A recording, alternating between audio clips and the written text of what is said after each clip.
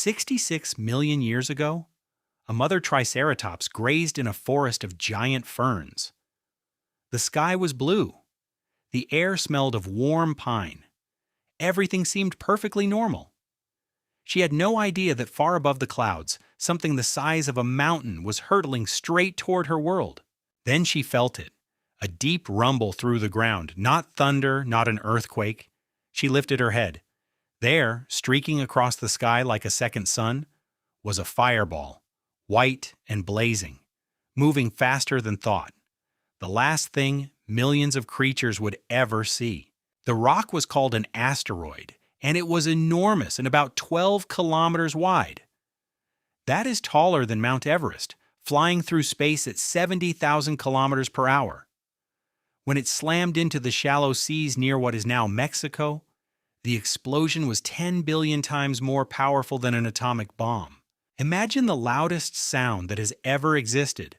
A wall of heat hotter than the surface of the sun, roaring outward in every direction. Forests thousands of kilometers away caught fire in seconds.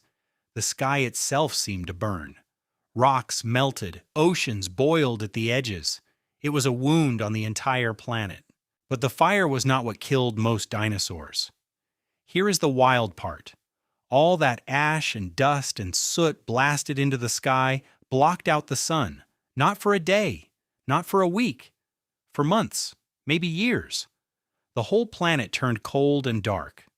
Scientists call it an impact winter. Without sunlight, plants could not grow.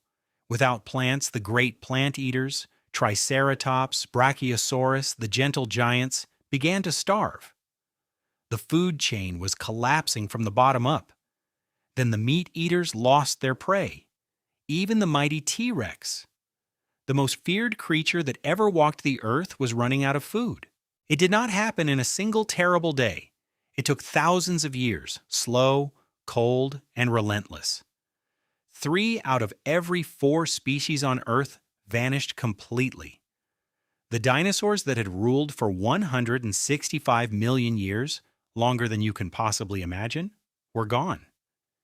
The age of giants was over. Or were they? Here is where the story takes its most incredible turn.